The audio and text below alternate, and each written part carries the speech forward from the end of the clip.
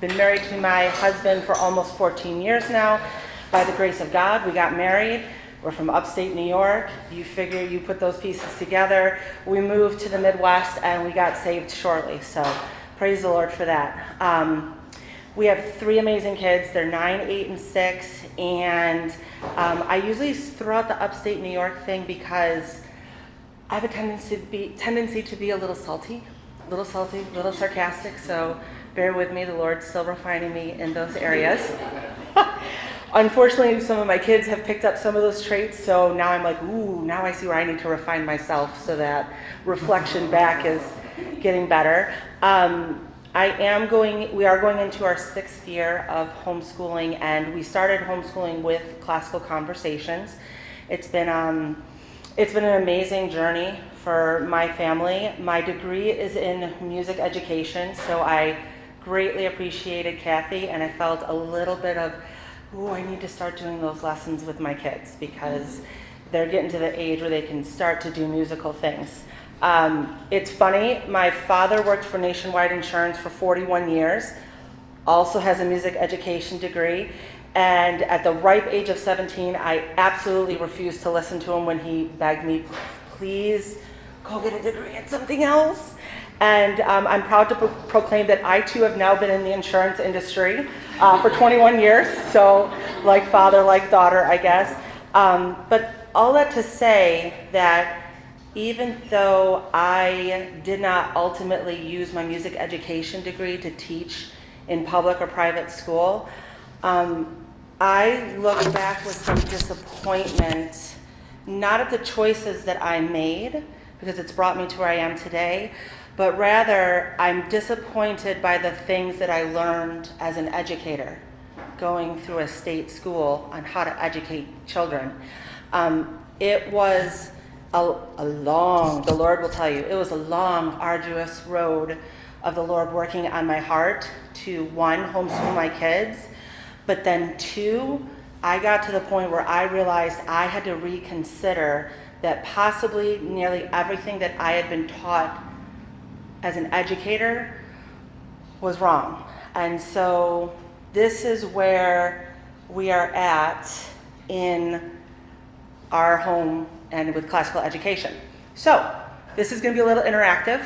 My question to kick off this enthralling presentation is, who here can define for me what education means? What is an education? What does it look like? How do we know we've achieved it? Who has something they want to share? Growing in wisdom, in God's wisdom. Growing in God's wisdom. Good. What else? Someone comes up, there's hundreds of thousands now that are pulling their kids from public and private school. They're going to say to you, how do I do this? But what is I challenge these people to ask what an education is, because we were actually just talking in the back that we hold info meetings as part of our program, and we get the question of, well, how much of this is self-study? None of it. None. You're on this journey with your kid. And so what is an education? So we're gonna talk a little bit about that today, but by show of hands, how many people here I want to get a feel for, how many people here are familiar with the classical model of education? I'm assuming that if you're here that you would have some familiarity. Is there anybody that this is first? Oh, yes, newbies, okay. This is not all for nothing, good. How many are here that are familiar with the trivium? Okay, good. So this is very classical, repetition. So, yeah, so I am going to do a little crash course on the trivium, which I think will be helpful. And I want you to consider this thought. The goal of education is to teach children to become adults who can handle complex ideas in uncertain situations with confidence. And confidence is when we can competently manage words with ideas. And I would say that the purpose of a classical education is twofold: to know who you are and to know where you are. And as a Christian, I would restate those purposes as to know whose you are and to know where you are going. Education teaches us to rightly assess mankind and the world in which he lives. Classical education consists of teaching 7 liberal arts that have been instrumental in the formation of Western civilization. The trivium, the grammar, dialectic, and rhetoric, allow us to grapple with words. The trivium engages us in the realm of ideas and abstractions. Simply restated, the purpose of a classical education is to ensure that one is never excluded from any realm of human endeavor. I want that for my kids. That's what I want for my kids. Who here wants that for their children? Yay. Amen? Amen. Yes, good. Okay.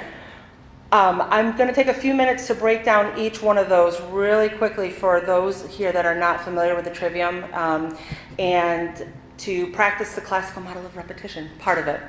Thank you for pointing that out.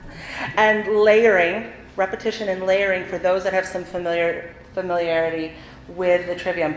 I thought it was interesting that Kathy mentioned, was it Kathy that mentioned the tree, or was it you? Yeah, Kathy, yeah. This is like perfect. So we did not talk before this. We did not set that up. Okay, good. The grammar stage. The first skill set to practice roughly corresponds to the stage of elementary school, hence why they were once called grammar schools, or to students up to about age 11 or 12. The Oxford English Dictionary defines grammar as the fundamental principles or rules of an art or science. The foundations of a classical education begins with parents teaching children the art of memorization and grammar studies. Grammar studies assume there is basic information all humans should know and aim to ensure that students learn in information. Great example. In Genesis, what was Adam's first job? Adam's first job was to name the animals. So that is the first thing that we teach our youngest children to do, to name animals, people, and all the things that we see. Out of all 3 stages of the trivium, I would say modern education has the most objection to this level where we practice rote memorization. Technology has contributed to the recent rejection of repetition. There's a lot of R's there. Recent rejection of repetition as a good education tool when it comes to mastering multiplication tables, identifying geographic locations, or learning the correct spelling of words. This is a nugget, okay? In the popular everyday math text series, which is used in public schools across the country, the editors state this prevalent theme in the teacher's manual. This is word for word from the teacher's manual. The authors of Everyday Math do not believe it is worth the time and effort to develop highly efficient paper and pencils algorithms for all possible whole number, fractions, and decimal division problems. It is simply counterproductive to invest hours of previous time on such algorithms. The math payoff is not worth the cost, particularly because quotients can be found quickly and accurately with a calculator. What? Can you imagine if the NFL commissioner said something equally as silly? Every athlete and musician knows that they must over-practice before new skills become easy and natural. We would be extremely disgruntled if our car mechanic had to look up the names of parts on our car before he repaired it. Are we really satisfied with a society that has to look up everything? I'm going to tell a really funny side story. My first year in classical conversations, we have a 3-day practicum during the summer, not this year for obvious reasons. But I jumped into this not really knowing a whole lot about anything, I realized very quickly. But Lee Borens is the founder of Classical Conversations, aka CC, and the way that they talked about her, I thought she was long gone. It took me 3 years to find out she's very alive and well. And I got to meet her son, who's the new CEO, and I told him that story, and he just was like, okay. And I said, I'm glad she's well and live, right? It's a funny story to us, not so funny to you. Okay, good. So, the logic or dialectic stage teaches us to ask questions and seek answers. dialectic age students naturally debate the merits of anything. If we're being honest here, my children daily debate the merits of everything and anything on an hourly basis, because my two oldest are coming into the dialectic stage. But the dialectic develops through lots of questions and answers recreated in well-written paragraphs. During the dialectic or logic stage, proficient readers learn the skills of decoding, comprehending, and analyzing increasingly complicated literature. We love the dialectic because it fosters conversations, utilizes people rather than machines, and it tickles our senses with curiosities. This is the stage that we're going to be digging into deeper right after we go through the last stage of the trivium. Who knows what the last stage of the trivium is? Pop quiz. Rhetoric, yes, good. I always do this to myself when I'm going to sideline myself. I listened to one of the Circe podcasts this morning, and the teacher was saying that he was coming into the classroom, and the lights were off, and it was completely silent. And when he turned the light on, there were 5 or 6 kids in there. He didn't hear them. They were all plugged in, tuned out into their phone. And he said, it was a moment of, what is going on? Because I know when I was growing up, it took every ounce of energy for teachers to be like, okay, kids, quiet, it's time to start class. There's no more of that. And so we're plagued by the sound of silence. And I thought that was very fitting for that. We don't know how to speak and have conversations anymore. Okay, the rhetoric stage, good. You guys got that right, 10 millipoints. Ideas have consequences. We're living this out today, right? Rhetoric skills are the final tools practiced in the trivium education. If students have really mastered the language of a field of study, we want them to be able to express the conclusions of their questions.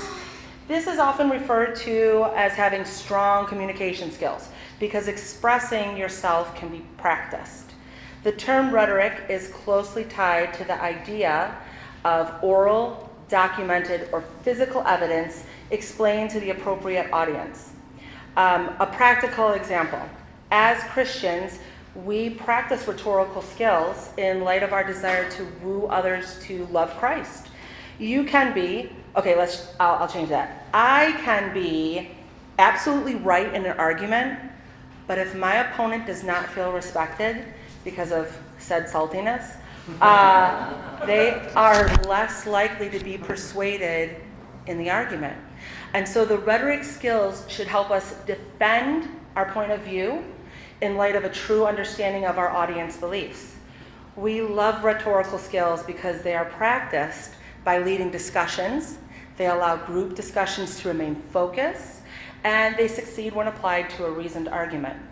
I have a small soapbox that I like to get on when families ask me if the classical model has enough STEM or STEAM. Is this STEM appropriate? Both, yes, STEM. If we go there right now, we'll never get to lunch. So feel free to come up to me. I don't have pink eye. I have an ulcer in my cornea. Satan was trying to derail me all week. It's not contagious. Feel free to approach me. I've got a little soapbox about that. Good. Quick case study. Hopefully this will put all the pieces together and help show how the trivium really is the way God has made us to learn everything and anything. Almost any skilled person you encounter must have rhetorical skills to be successful in his or her field. For example, a good surgeon who owns a successful practice is usually, hopefully, a good rhetorician. First, he learned the grammar of anatomy. He knows the names of all the parts of the body. He knows the vocabulary of his field of expertise. He is trusted because he can explain the purpose of a heart valve or an enzyme.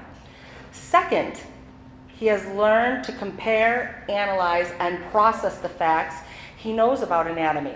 He understands how the parts of the body work together. He can diagnose a hip problem by watching how a person walks. The experienced surgeon learned this by spending a lot of time around bodies and talking, dialectic, having a conversation with other surgeons. He's trusted because his experience of repeatedly examining many people under the supervision of another has enabled him to easily diagnose medical issues. And lastly, he learned how to express his knowledge clearly. He knows how to explain to patients their medical condition, and he can even impart his surgical knowledge to others. His honestly earned reputation means that his patients will recommend his service to their friends. Trust comes from more than knowledge. We have trouble trusting a surgeon or a car mechanic with bad bedside manner and somebody that needs to look up everything every time you go to see them. I would hate that. A good rhetorician knows how to share his knowledge confidently and wisely in order to benefit the greater communities. Questions on that? That's the crash course. Okay. Critical thinking. I like to find examples because the majority of us are we're products of modern education. So that example of the surgeon, when we're in info meetings and we're trying to explain the classical model, it's just so foreign to the general public. And this just isn't how they teach anymore. But I feel like once someone lays out this philosophy or methodology and then applies a reasonable example, that it becomes very clear that this works. When my amazing team leader, who's not here today, asked me to present today, and I said yes. A week later, when I realized what I said yes to, we decided to hash out, what am I actually going to talk about? We landed on a discussion about the dialectic stage for a few reasons. I would say that, as I said earlier, while the grammar stage is the most criticized part of the trivium by modern educators, the dialectic stage is the most foreign and uncomfortable to us. For the vast majority of us that have chosen to live out a classical education, most of us, like I said, are products of modern education. And I would argue that the dialectic stage, the stage where we get to have the great conversations with our children and students, has not been modeled for us. It's not been modeled for us. We ourselves do not know how to ask engaging questions to facilitate fruitful conversations. As a college-trained educator and mother of 3, where 2 of my kids are entering the stage, and it does happen.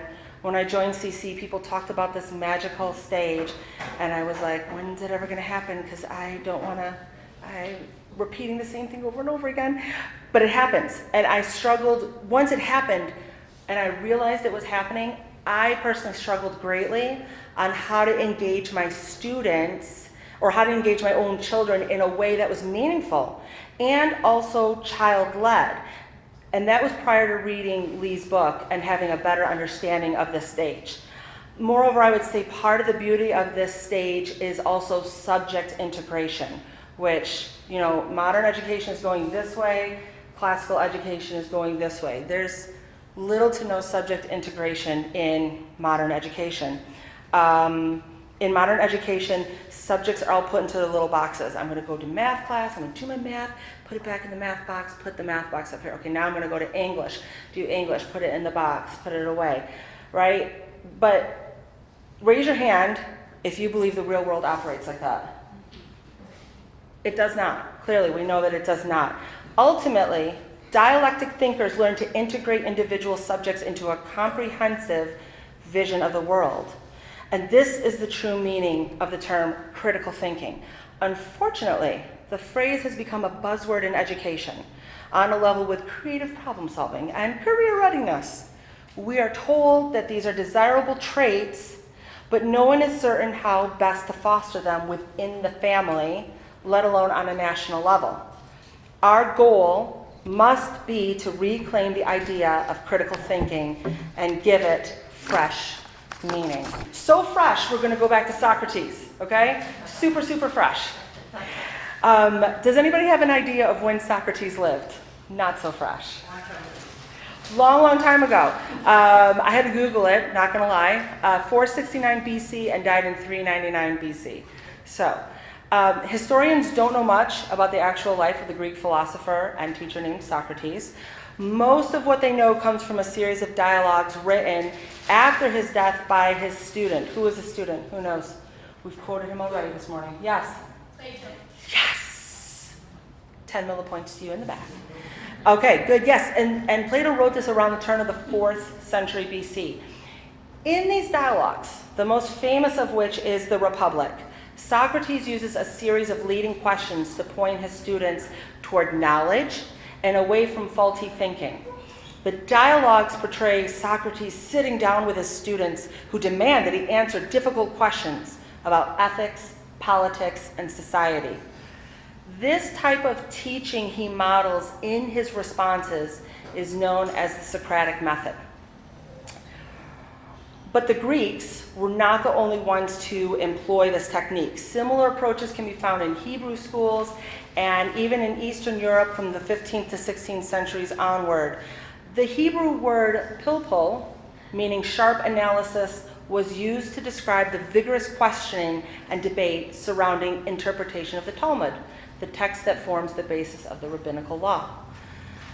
The common factor between these historical methods is that a mentoring teacher uses questions to push his students toward greater knowledge and a better understanding of truth. There is a moneymaker. I need to get an app. It'll be like the Socratic app where I can type in my friends' statements on Facebook and turn it around into a good question and get them. Everybody needs to go through the classical method before you can sign up for Facebook. That's what I've decided. So, in that exchange, who does most of the work? Not who speaks the most, per se, but who's doing most of the work. Socrates allows Polemarchus to do most of the work. Rather than lecturing or handing out a list of facts to be memorized, Socrates speaks almost exclusively in questions. He allows Polemarchus to make statements, and then he shows his pupil where those statements are flawed. But how does he do that? Okay? Yes, he shows Polemarchus what will happen if they agree to take Polemarchus's argument to its logical conclusion. Notably, in the example we experienced, Polemarchus at one point identifies the error in thought, and then he himself explains how to correct it. Here's a different example to chew on and digest. If you tell your child not to look in the box, under the bed, in the guest room, what is their first instinct? They're gonna go do that, right? They're gonna go bolt for the guest room. I was talking to some of my ladies at dinner last night, and she was like, yeah, what was the one thing God told Adam and Eve not to do? And then what did they just go and do? And I said, yes. So parents, what if your teenage child begins to ask questions about ideas with which you disagree? Because it's going to happen, right? The topic might be about evolution or a form of religion, a different form of religion from what you practice, or a political position. If you tell them the idea is just plain bad and that they should stay away from it, what is their first instinct? They're going to sprint at it at full speed. But what if we encourage them to study it with you by asking good questions? You can help them reach an informed conclusion about the subject. You can point them toward trustworthy authorities on the subject. You can help them consider both sides as they form their own opinions. But what is more is that they will be able to claim the opinion they reach as their own because they walked toward it step by step. In a very real way, you are teaching your child to be the driver, no longer just a passenger. Like those early driving lessons, which I think I am not there yet, but for my parents, especially being claims adjusters, it was a super scary experience for them. They took out a 1 million umbrella policy when I started driving. Not lying. I highly recommend it, they're cheap. Anyway, sometimes you may need to scream, brake, brake. And sometimes you may have to just grab the wheel. But your goal ultimately is to relinquish more and more control as your child learns how to navigate safely. You can only do that by respecting their questions and encouraging them to ask more without fear. Side, we went a little over with the break and stuff, so do I have a few extra minutes? Okay, great, thank you. Okay, great. Half the battle. When you are new to dialectic studies, your primary goal should be to learn how to ask good questions. One of the characteristics of the dialectic stage of education that parents find frustrating is that the answer key becomes less and less important. For example, in math, instead of focusing solely on the correct answer, you should be asking your child to show how he arrived at the answer. Therefore, the focus then is not on chalking up another correct answer, but on asking the kind of questions that will consistently lead a student to greater understanding. Not only is chalking up another correct answer not the goal, but your goal is also not to have all the answers. I hate that. Okay? We all struggle with that, right? Ask me any day, I think I know everything. That's the New Yorker in me. I already warned you. Okay. We have to be able to admit that we don't have all the answers. Your goal is to engage your children in dialogue, honestly confronting their questions, and at the same time, learn how to model the types of questions you want them to be able to answer on their own. Before you can ask questions successfully, you will have to get comfortable with tension, which is not something that comes naturally to most of us. Okay, walking together, tension. There's a few definitions of tension. Imagine if you will, a presenter speaking in front of an audience of, this is so prophetic, I'm just kidding. In front of an audience of 25 people. 3 or 4 attendees are doodling in the margins of their notebooks. One is staring out the window. Several are checking their iPhones. Thankfully, that's not happening here, so thank you for being gracious. But to regain the listener's attention, the speaker throws out an easy question. She says, me, can you see the problem with this argument? No one answers. 1 minute passes, then another. The throat is cleared. Armpits begin to sweat. Feet begin to tap. A dozen pair of eyes start to examine the furniture in the room. Everyone in the room is silently pleading for the speaker to give up and move on. We don't handle tension very well, but we need to learn how to sit through it together. For this reason, the Socratic Method is inherently relational in nature. Most of the Socratic dialogues feature Socrates sitting down with pupils at one of their homes. One of Plato's students, Aristotle, founded an influential school of philosophy. They called it the Peripatetic, I don't know if I'm saying that right, not gonna lie, I took Latin, not Greek. The school was called the Peripatetic School, and not only because Aristotle's followers taught under the covered walkways, the Greek word for that being peripatoi of the Lyceum in Athens, but also, according to legend, because they taught while walking with their students. The Greek word for walking being, I know it's on the tip of everybody's tongue, peripatetikos. I think I nailed it. When was the last time you went for a walk with one of your children? Not in the summer. Got it. But raise your hand. Raise your hand if it's been within the last month. Yes, I love that. Good. Last year? Yes, I would say within the last year. In this age of virtual interaction and long days spent in front of the screen, for example, look at what the public schools are going to be leaning on for virtual platforms to kick off the school year in our area. The idea of taking a walk outdoors might seem alien. In the homeschooling community especially, I love this. One of the metaphors we often use to indicate support is your desire to walk with another homeschool family through their struggles. Why is that? Why that terminology? Because when you walk with someone, you embark on a journey together. Literature has many examples of walking together in conversation and through journeys.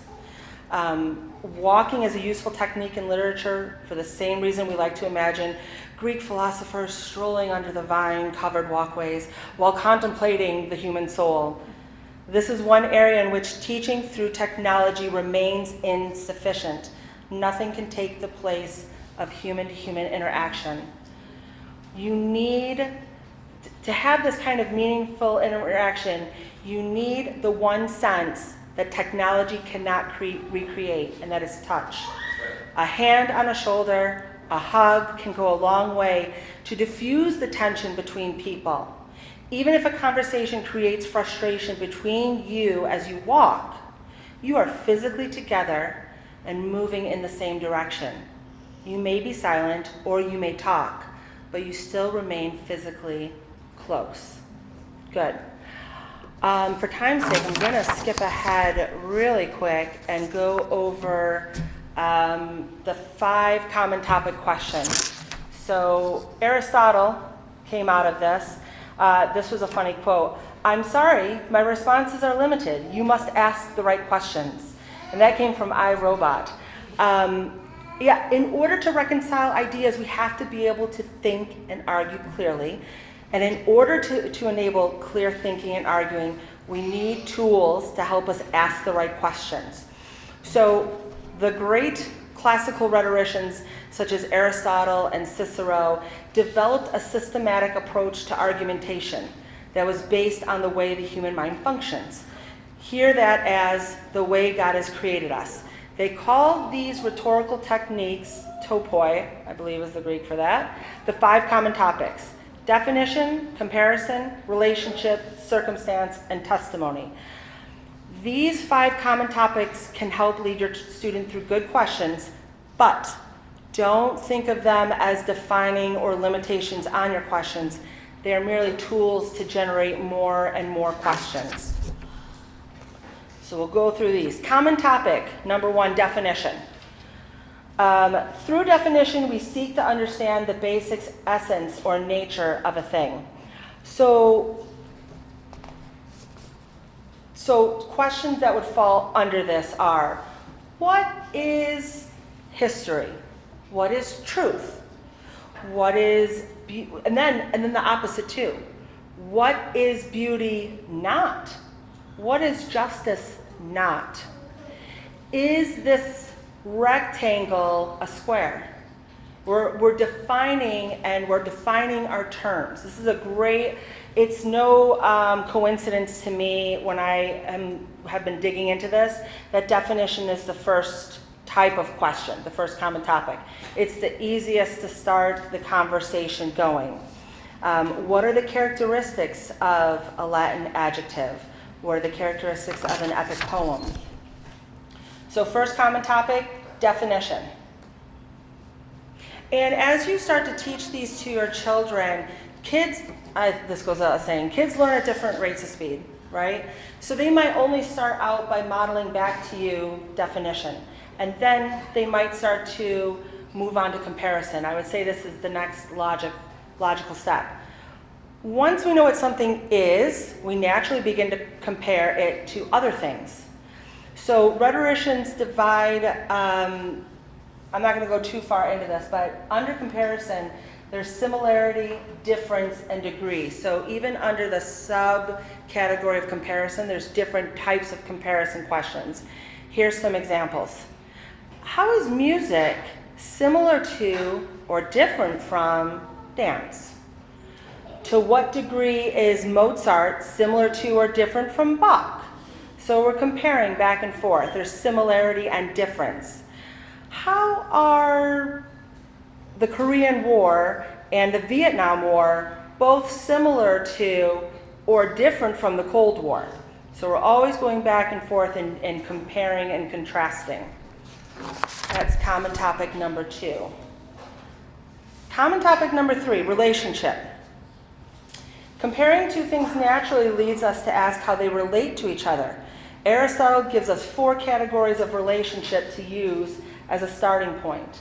It's cause and effect, antecedent, consequence, and then contraries and contradictions. So I won't go into this too far because I want to get this wrapped up. Here's some examples of the types of questions you would ask to understand relationship. Did slavery cause the Civil War? What will happen if you heat water to a certain temperature? What will happen if you change the length of one of the triangle sides? If evolution is true, what cannot be true? Are the death penalty and pro-life movements mutually exclusive, or can they coexist? These are great questions, and I love that in the book, in Lee Borton's book, she applies it to all the different subjects. So towards the end of the book, she actually goes to each of the subjects and breaks out different ways to start to implement this in your home. Common topic number 4. Part of the dialectic is learning to recognize our limitations. The topic of circumstance deals with basic limitations on what is possible, as well as what is not, as well as what is and is not probable. So these are questions of, is it possible or impossible to end world hunger? What might prevent us from buying a dog? Nothing. You buy all the dogs. Do we know for sure that the Aztecs killed Montezuma? Are we sure Elvis is dead? I don't know. These are good questions, right? If we raise taxes, can we be certain that national debt will decrease? I'm not even going to answer that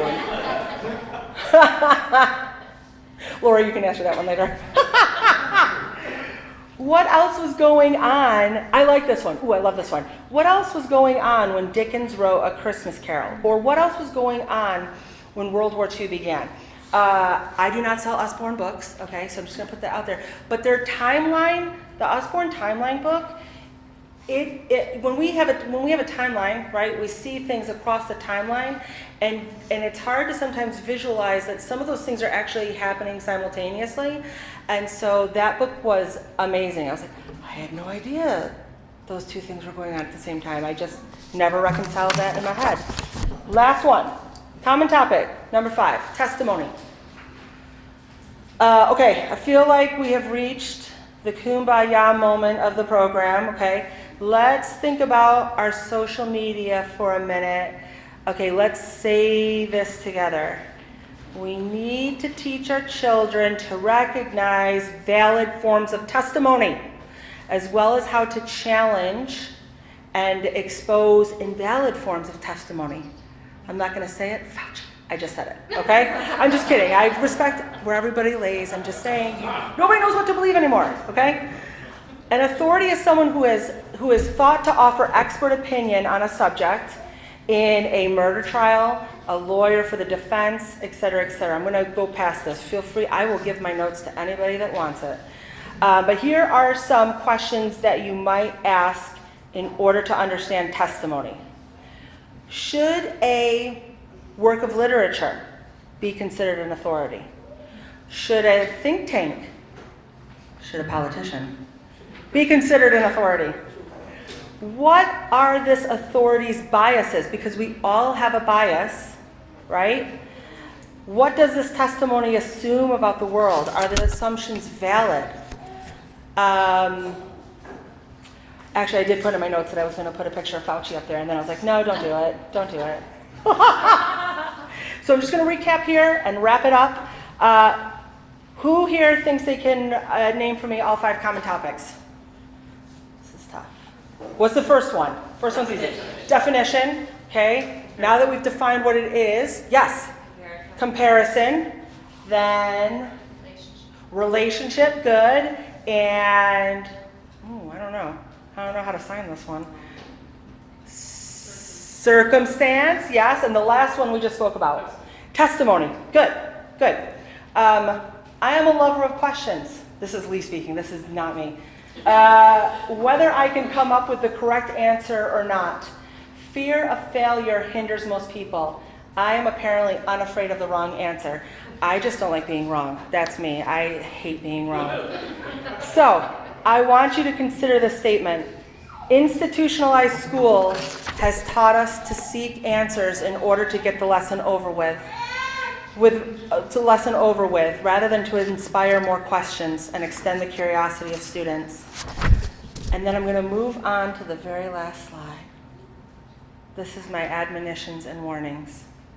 I'm going to leave you now with some questions and admonitions to ponder, as well as a few general warnings. How do you know what questions to ask if there are not copious amounts of ideas in your head? Must every question have a purpose beyond love of learning? The next time you meet someone new, don't ask what they do for a living. Ask what they like to do with their free time. It's very telling. When you are with a student or a young person, ask them what gets them out of bed every day. Computers are a tool, not an answer. And my last nugget of the day. Here is the problem with teaching a populace to ask questions. We ask questions. Think about the current social structure. This was written back in 2013 by Lee. Think about the current social structure. We think men and women and children should all rise up and go to an institution where they are taught to do what they are told. No troublemakers allowed. Remember, the trouble about learning to ask questions is that you'll ask questions. No more accepting the status quo. No more doing what you are told. Know thyself and be prepared for a life of conflict, if not for anything else than for the Lord and for the souls of our children and students. Thank you.